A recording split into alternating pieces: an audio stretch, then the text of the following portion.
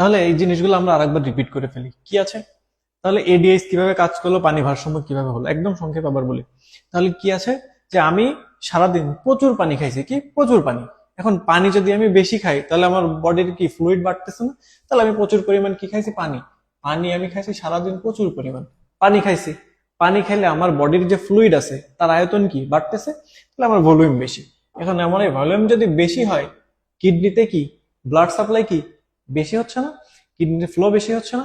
এখন কিডনির যদি ফ্লো বেশি হয় তাহলে আমার যে এখানে যে রিসেপ্টর গুলো আছে তারা কিন্তু আর স্টিমুলেশন দিচ্ছে না, হাইপোথ্যালামাসে কোনো স্টিমুলেশন দিচ্ছে না। এখন যদি কোনো স্টিমুলেশন না দেয়, এডিএইচ বাবা কিন্তু তখন ঘুম। এডিএইচ কি আছে? ঘুম।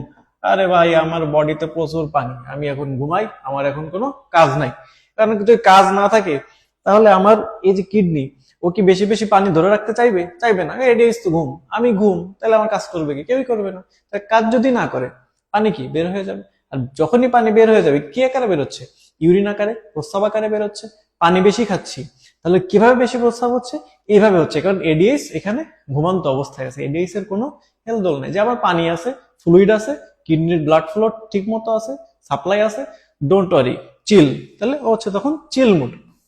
এখন উল্টা ভাবে যখন হবে যে সারাদিন ভাই আমি আছি বাইরে, আমি আছি বাইরে, এখন আমি তো পানি খাচ্ছি না, বাইরে সবকিছুই খাচ্ছি, কি খাচ্ছি না? পানি খাচ্ছি না। এখন পানি যদি আমার ইনটেক কম হয়ে গেছে, সারাদিন পানি খাইনি, দুই এক ফোঁটা পানি খাইছি, দুই এক ঢোক পানি খাইছি, শেষ, আমার আর কাজ নাই। এখন পানি যেই কম খাচ্ছে, আমার বডি কি বসে থাকবে? না। বডি কি করবে? বডির যে ব্লাডের যে ভলিউম আছে কমতেছে, টোটাল ভলিউম কি কমতেছে। এখন ভলিউম যদি কম হয়, কিডনির ব্লাড ফ্লো কি কমবে নাকি বাড়বে? কমবে। তাহলে ভলিউমটা কি আমার কম, তাহলে কিডনির যে আমার ফ্লো আছে, সেই কিডনির যে ফ্লো, সেই কিডনির ফ্লো কি হবে? কমে যাবে। এখন ভাই কিডনির ফ্লো কম, এইবার তো এডিএস এর মাথা খারাপ। কি হলো?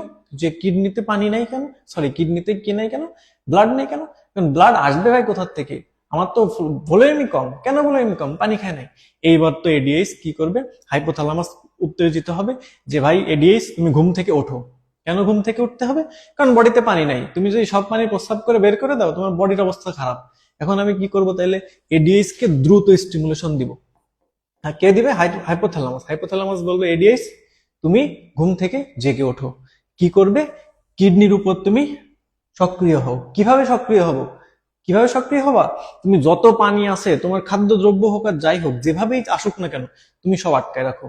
তোমার কাছে এক ফোঁটা পানি আসলেও আটকায় রাখবা, কোনোভাবেই কোনো কেউ যেন বের হইতে না পারে।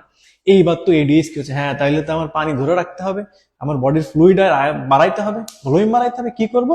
তাহলে এখন আমি হচ্ছে কি, আমার যে নেফ্রন আছে তার যে ডিস্টাল কনভলিউটেড টিউবিউল আছে, এইখানে কি করছে? পানি শোষণ শুরু। কি করলো? পানি শোষণ শুরু। এখন পানি শোষণ যদি শুরু হয়ে যায়, তাহলে আমার যা পানি বের হচ্ছিল বা যতটুকুই বডিতে ছিল বের হয়ে যাচ্ছিল কিডনি দিয়ে ফিল্ট্রেট, কিছুই আর বের হবে না। সব কি আটকে রাখবে, সব কি আটকে রাখবে। যখনই আটকে রাখবে, বডির ভলিউমটা কি তখন আর একটু বাড়তেছে, নর্মাল হচ্ছে।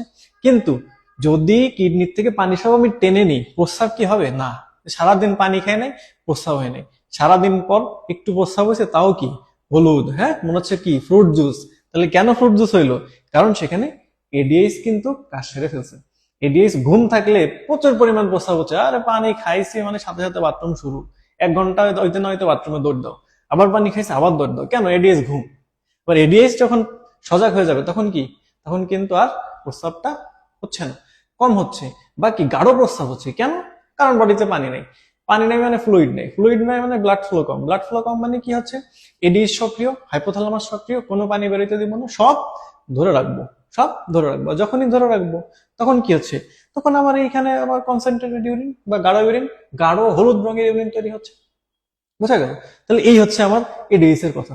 তাহলে এভাবে সংক্ষেপে মনে রাখবো, এত ডিটেলস পড়ে মাথা খারাপ করে কিছু নেই, জাস্ট সংক্ষেপে মনে রাখবো এডিএইচ, হাইপোথ্যালামাস কখন অ্যাক্টিভেট হবে কখন হবে না, কখন পানি কম খাচ্ছি, কখন ফ্লুইড কমতেছে, কখন বেশি খাচ্ছি, বেশি ফ্লুইড হচ্ছে। জাস্ট এটুকু মনে রাখো, এত ডিটেলস এর বেশি প্রয়োজন হচ্ছে না। দেখাইতে